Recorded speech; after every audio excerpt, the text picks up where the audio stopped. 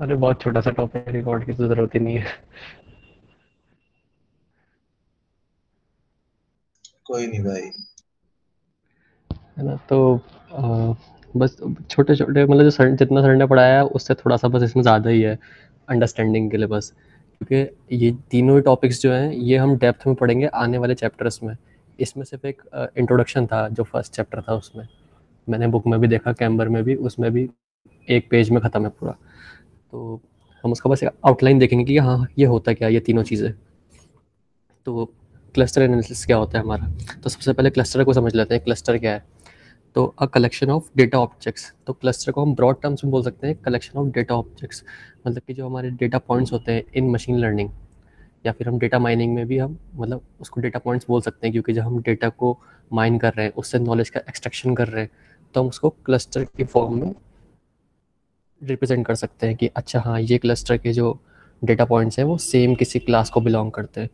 तो सिमिलर और related to one another with in the same group, वो similar होंगे सेम ग्रुप के अंदर, मतलब कि सेम क्लस्टर में सिमिलर टाइप के होंगे, और डिसिमिलर और unrelated to the objects in other group, दूसरे ग्रुप वालों से वो डिसिमिलर होंगे।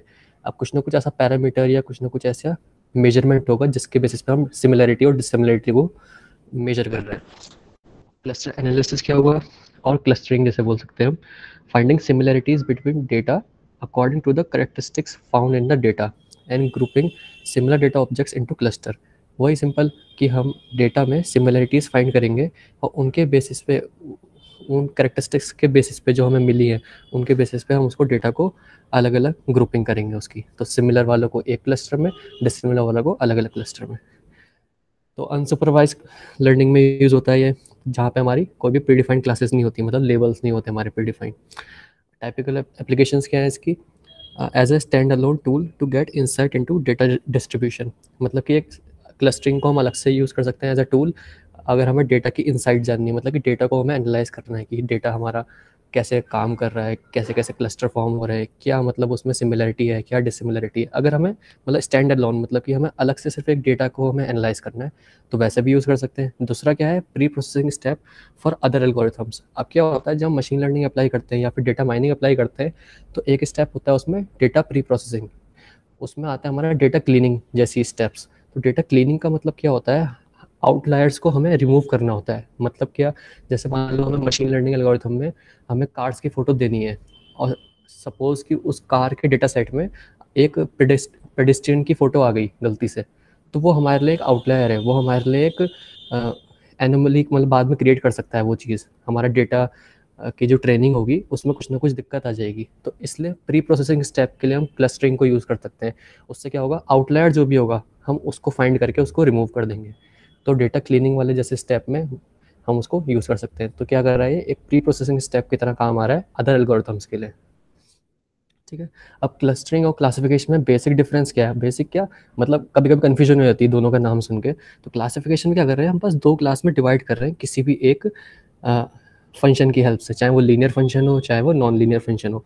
जैसे लेफ्ट साइड में दिख रहा होगा एज और सैलरी को हमने प्लॉट कर रखा है, तो एक स्ट्रेट लाइन की हेल्प से हम दो क्लासेस में उसको डिवाइड कर पा रहे हैं, तो इसे बोलते हैं क्लासिफिकेशन। क्लस्टरिंग क्या हुई कि हमने उसका एक क्लस्टर बना दिया, एक ग्रुप बना दिया, और हमने बोला कि सेम क्लस्टर को बिलोंग करता है। ठीक है। तो क्लासिफिकेशन में से हमने एक लीनियर फंक्शन या फिर नॉन लीनियर फंक्शन की हेल्प से उसको सिर्फ डिवाइड कर दिया दो पार्ट्स में, क्लासीफाई कर दिया, और क्लस्टर में हमने उसको क्लस्टर फॉर्म कर दिया है। ठीक है। तो एक विजुलाइज करने के लिए बस मैंने ऐड कर दिया था, ऐसा कुछ मतलब इतना डेप्थ में था नहीं। तो clustering for data understanding and applications, तो क्लस्टरिंग का मेन यूज़ कहाँ कहाँ हो रहा है हमारा? जैसे बायोलॉजी में क्या होता है कि अलग अलग प्लांट किंगडम्स होते हैं, क्लासेस होती हैं अलग अलग, और जैसे ऑर्डर हो गया, फैमिलीज़ हो गई, जीन्स को स्टडी करना है, स्पीशीज़ को स्टडी करना है, तो वो सब क्लस्टर की फॉर्म में हम उनको स्टडी करेंगे तो हमारे लिए थोड़ा समझने के लिए, विजुलाइज करने के लिए ईजी रहता है, तो वहाँ पे क्लस्टरिंग का यूज़ होता है। Information retrieval, document clustering. Document clustering कैसे कि जैसे विश्वास ने बताया था हमें कि 85% अप्रॉक्सीमेटली हमारा जो ऑल ओवर वर्ल्ड में डेटा है वो अनस्ट्रक्चर्ड है। अब अनस्ट्रक्चर्ड का कहने का मतलब क्या होता है हमारा कि कहीं अगर हमारा कोई डॉक्यूमेंट फाइल ही पड़ी है किसी ओवर द इंटरनेट, तो उसमें टेक्स्ट भी हो सकता है, उसमें इमेज भी हो सकती है, उसमें मतलब जेपीजी भी हो सकती है, उसमें पीएनजी भी हो सकती है। तो बहुत ही ज़्यादा अनस्ट्रक्चर्ड फॉर्म में है हमारा डेटा। तो हमें उसका क्लस्टर फॉर्म करने में, इन्फॉर्मेशन को रिट्रीव करते टाइम जब हम डेटा माइनिंग कर रहे हैं, तो क्लस्टरिंग की हेल्प से हम सेम टाइप के डॉक्यूमेंट्स को एक तरफ डाल देंगे, हमारा .doc एक तरफ, .pdf एक तरफ, ऐसे हम क्लस्टर फॉर्म करके इन्फॉर्मेशन को रिट्रीव कर सकते हैं। तो वहाँ क्लस्टरिंग की हेल्प हो जाती है। लैंड के यूज़ में जैसे वही हो गया अपना कि कितना लैंड हमारा ऑक्यूपाइड है, कितना फॉरेस्ट एरिया है, कितना अर्बन एरिया है, वो सब क्लस्टरिंग बस एक दिमाग में इमेजिन करोगे कि हाँ एक क्लस्टर बन रहा है, तो सारे सारे टॉपिक्स, ऐसा कुछ बड़ा नहीं है इनमें। मार्केटिंग में हेल्प हो रही है, सिटी प्लानिंग में हो गया, अर्थक्वेक स्टडीज़ में, क्लाइमेट में, ऐसा कुछ भी नहीं है इसमें जो अलग से समझाया जाए, बेसिक इंग्लिश है। ठीक है, तो quality, what is a good cluster. अब गुड क्लस्टर की क्वालिटीज़ क्या क्या होती हैं। तो a good clustering method will produce high quality clusters. अब वो दो चीज़ों पर डिपेंड करेगा। एक तो होना चाहिए हमारा high intra class similarity. Intra class का क्या मतलब हुआ, सेम क्लास के अंदर, with in the class, intra मतलब, और इंटर क्लास मतलब कि बिटवीन डिफरेंट क्लासेस। ठीक है, तो इंटर क्लास फर्स्ट वाला समझते हैं, हाई इंटर क्लास सिमिलरिटी, मतलब कि जो अंदर ही क्लास में दो डेटा पॉइंट्स हैं हमारे, तो उसमें सिमिलरिटी हाई होनी चाहिए, मतलब वो खूब ज़्यादा सिमिलर, जितने ज़्यादा सिमिलर होंगे, जितने ज़्यादा उनके एट्रीब्यूट सिमिलर होंगे, उतना ज़्यादा अच्छा क्लस्टर फॉर्म होगा हमारा। इसको हम बोलते हैं कोहेसिव विद इन क्लस्टर्स। ठीक है, दूसरा है लो इंटर क्लास सिमिलरिटी। अब इंटर क्लास मतलब कि दो अलग अलग क्लस्टर है हमारे, दो अलग अलग क्लासेस है, तो उनमें सिमिलरिटी लो से लो होनी चाहिए, मतलब जितने डिसिमिलर होंगे वो उतना अच्छा क्लस्टर होगा। मतलब कि दो क्लस्टर, साफ सी बात है हमारा, जैसे इस वाले में देखें हम, तो जितने ज़्यादा डिसिमिलर होंगे, मतलब कि बीच का जो गैप है जितना ज़्यादा होगा, उतना अच्छा हमारा क्लस्टर क्लियर एंड कट होगा। मतलब हमें पता होगा कि हाँ ये इस क्लस्टर को बिलोंग करता है, ये इस क्लस्टर को बिलोंग करता है, जितना ज़्यादा ये गैप बीच का ज़्यादा होगा। ठीक है, तो हाई इंटर क्लास सिमिलरिटी और लो इंटर क्लास सिमिलरिटी। लो इंटर क्लास सिमिलरिटी को हम क्या बोलते हैं, डिस्टिंक्टिव बिटवीन क्लस्टर। डिस्टिंक्टिव मतलब डिस्टिंक्ट है वो बिटवीन क्लस्टर, दो क्लस्टर के बीच में। और कोहेसिव विद इन क्लस्टर मतलब कि सिमिलरिटी ज़्यादा से ज़्यादा होगी with in the cluster. The quality of a cluster method depends on, अब ये तीन फैक्टर्स पर डिपेंड भी करता है वैसे। Similarity measures use by the method, मतलब कि हमने क्लस्टरिंग करने के लिए जो मेजर्स यूज़ करें, मतलब कि जो एट्रीब्यूट्स या फीचर्स यूज़ करें सिमिलरिटी और डिसिमिलरिटी को फाइंड करने के लिए, उस पर डिपेंड करेगा। ऑब्वियसली अगर हमने कोई ऐसा पैरामीटर ले लिया जो आधे केसेस में डिसिमिलर बता रहा है, आधे केसेस में सिमिलर बता रहा है, तो वो इतना एफिशिएंट नहीं होगा। ठीक है, तो हमें ऐसा पैरामीटर लेंगे, ऐसा मेजर लेंगे जिससे सिमिलरिटी हम आसानी से मतलब मेजर कर पाए, और ये प्रॉपर्टीज़ दोनों फुलफिल हो कि लो इंटर क्लास और high, sorry high inter class और लो इंटर क्लास। इट्स इम्प्लीमेंटेशन में वेरियस एल्गोरिथम्स आती हैं। तो अब अभी क्या है ना, हमारा टॉपिक बस सिर्फ डेफिनेशन तक था सीमित। तो ये जितने भी क्लस्टरिंग है या फिर डेटा वो आउटलायर एनालिसिस है, ये सब हमारे चैप्टर 7 या चैप्टर 8 में डेप्थ में है। तो अभी के लिए हमारे सिर्फ डेफिनेशन काम की है। थर्ड ये कि इट्स एबिलिटी टू डिस्कवर सम और all of the hidden patterns. अब क्लस्टरिंग के हेल्प से क्या होता है, हमें कुछ अलग से पैटर्न्स पता चल जाते हैं। जैसे क्या, जैसे मान लो कोई एक डेटा पॉइंट है, वो एक किसी क्लस्टर को बिलोंग कर रहा है। अब उस डेटा पॉइंट्स के मान लो हमारे पास 4 फीचर्स थे जो हमें नोन थे, लेकिन उस क्लस्टर में बिलोंग करने की वजह से उस क्लस्टर की कुछ अलग भी पैरामीटर्स होंगे या कुछ प्रॉपर्टीज़ होंगी, जिससे हमें उसके कुछ नए पैटर्न्स पता चल जाएंगे, कुछ नई प्रॉपर्टीज़ पता चल जाएंगी कि हाँ अगर ये अब सेम क्लास को बिलोंग करता है, मतलब इसमें और भी चीज़ें होंगी, और भी पैरामीटर्स हैं जिस पे ये फुलफ़िल करेगा। तो कुछ हिडन पैटर्न्स और हिडन डिस्कवरीज निकल के भी आती हैं हमारी। तो जितना ज़्यादा अच्छा हमारा क्लस्टर होगा, उतना ज़्यादा वो अच्छे से मतलब हिडन पैटर्न्स को डिस्कवर कर पाएगा। अभी दूसरा टॉपिक है आउटलायर एनालिसिस। ये मैंने पूरा कैम्बर की बुक से ये डेफिनेशन उठा रखी है, क्योंकि हमें सिर्फ इतना पढ़ना है और ना इससे ज़्यादा ना इससे कम। ठीक है, तो अ डेटाबेस में contain data objects that do not comply with the general behaviour और model of the data, these objects are outliers. अब आउटलायर्स क्या हुआ, बेसिकली जो हमारे अलग से बिहेव कर रहे हैं, जिनकी प्रॉपर्टीज़ अलग से हैं। ठीक है, तो डेटाबेस में क्या होता है, कुछ डेटा ऑब्जेक्ट्स ऐसे भी हो सकते हैं हमारे जो मॉडल के बिहेवियर से थोड़ा अलग बिहेव कर रहे हैं, जिनका अलग है बिहेवियर या उनकी प्रॉपर्टीज़ अलग है, उनके फीचर्स अलग है। जैसे कि जैसे मान लो ये क्लस्टर था, यहाँ पे एक सर्किल आ जाता है अगर इस जगह पे, तो क्या होता है वो आउटलायर हो जाता है। क्यों? क्योंकि इस पूरे क्लस्टर की प्रॉपर्टीज़ अलग है, और ये एक सर्किल जो है यहाँ पे एक आउटलायर की तरह काम करता। ठीक है, तो बस आउटलायर वही हुआ सीधा सीधा हमारा। तो जो पूरा डेटाबेस का जो बिहेवियर है उससे वो अलग थोड़ा बिहेवियर शो कर रहा है, मतलब वो एक आउटलायर है। और रिप्रेजेंट हम अलग अलग तरीके से कर सकते हैं, चाहे हम बार ग्राफ से करें, चाहे हम इससे एक्स वाई ग्राफ से करें, ठीक है, लीनियर ग्राफ से एक्स वाई, तो कुछ भी हो सकता है। Most data mining methods discard outliers as noise और एक्सेप्शंस। तो मोस्टली जो हमारे डेटा माइनिंग मेथड्स होते हैं वो आउटलायर्स को डिस्कार्ड कर देते हैं नॉइस की फॉर्म में। एक कोई थ्रेशोल्ड होता है, उसके बाद अगर कोई आउटलायर है उससे ज़्यादा, उससे कम है, तो उसको नॉइस की तरह डिस्कार्ड कर देगा वो। However in some applications such as fraud detection the rare events can be more interesting than the more regular occurring once.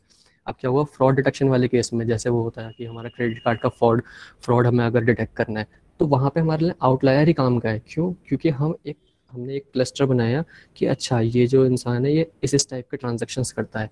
जैसे कोई आउटलायर आया है, मतलब कि जैसे उसने कोई ऐसा ट्रांजेक्शन करा जो बिल्कुल अनइवन था, बिल्कुल अनडिटरमाइंड था, जो उसके पैटर्न से मैच नहीं करता था, यूजुअली वो बंदा नहीं करता था, तो वो एक फ्रॉड डिटेक्शन का मतलब एक इंडिकेशन है, फ्रॉड का एक इंडिकेशन है मतलब। तो वो आउटलायर यहाँ पे हमारे लिए ज़्यादा इंटरेस्टिंग हो जाते हैं रेगुलरली अकरिंग वन से। ठीक है, the analysis of outlier data is referred to as outlier mining. अब आउटलायर को जो हम एनालाइज करते हैं उसको हम बोलते हैं आउटलायर माइनिंग।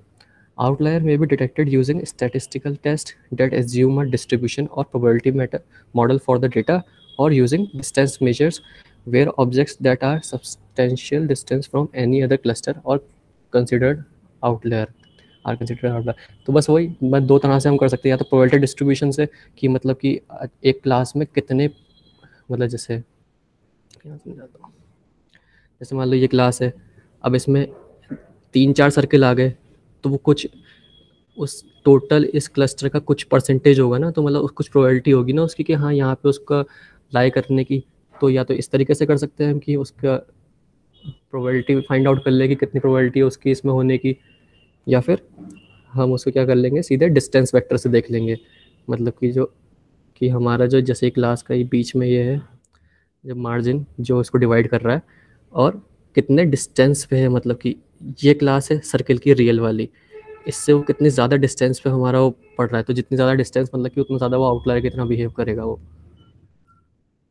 ठीक है, तो एक एग्जांपल भी ये कैम्बर से उठाया मैंने। आउटलायर एनालिसिस में uncover fraudulent usage of credit cards, वही वाला एग्जांपल है कि हमारा कोई ऐसा इंसान है जो कोई भी ट्रांजेक्शन करता था क्रेडिट कार्ड से, तो अचानक से कोई अगर extremely large amount of data का क्रेडिट होता है, तो उसके जो रेगुलर जो उसके ट्रांजैक्शंस थे उससे वो कंपेयर करके, मतलब उस क्लस्टर से वो बाहर हो जाएगा, उसके लिए वो आउटलायर की तरह काम करेगा।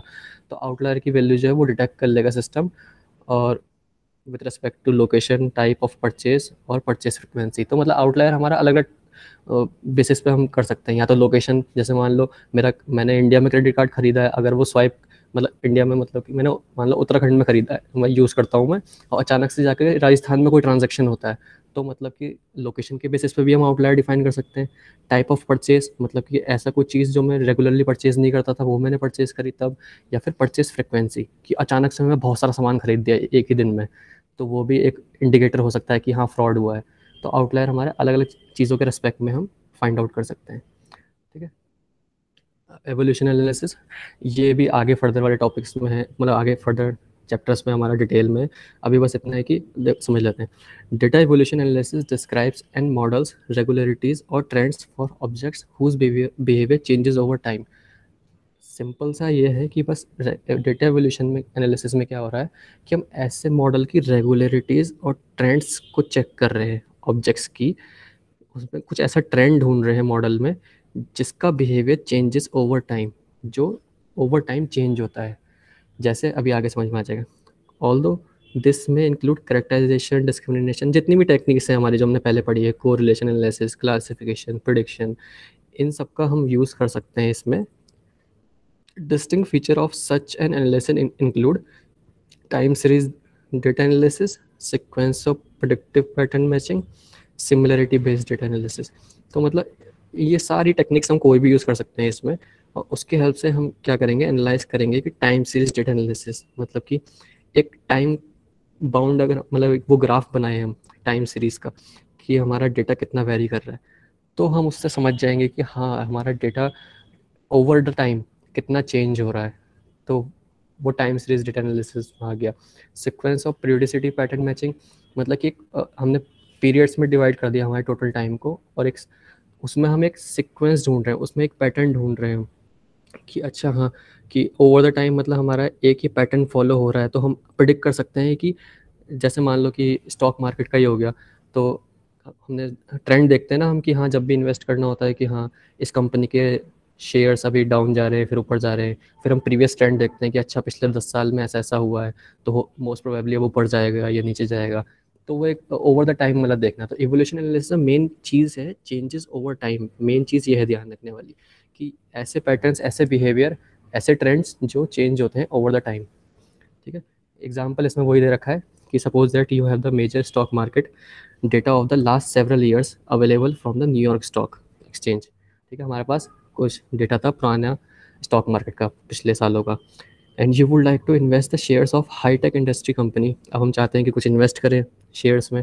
अ data mining study of stock exchange data में identify stock evolution regularities for overall stocks and for the stocks of a particular companies. अब क्या होगा, डेटा माइनिंग स्टडी की हेल्प से हम क्या करेंगे, हम आइडेंटिफाई करेंगे कि डेटा में क्या रेगुलरिटीज़ हैं, क्या ऐसा एवोल्यूशन आया है, क्या चेंजेस आ रहे हैं उसके स्टॉक के प्राइस में, उसके शेयर ऊपर जा रहे हैं, नीचे जा रहे हैं, तो वो डेटा माइनिंग की हेल्प से हम निकालेंगे। सच रेगुलरिटीज़ में हेल्प प्रिडिक्ट फ्यूचर ट्रेंड्स। अब इन रेगुलरिटीज़ के हेल्प से हम फ्यूचर के ट्रेंड को हम प्रिडिक्ट कर पाएंगे। एक्यूरेसी का हम नहीं कह सकते, लेकिन हम प्रिडिक्ट कर पाएंगे कि हाँ, हो सकता है कि इतनी प्रोबेबिलिटी है कि ये ऊपर जाएगा, ये इतनी प्रोबेबिलिटी है कि नीचे जाएगा, contributing to your decision making regarding the stock investment. अब हमारा डिसीजन मेकिंग के लिए वो हेल्प करेगा हमें। तो ये तीनों टॉपिक बस इतना ही था। Thank you.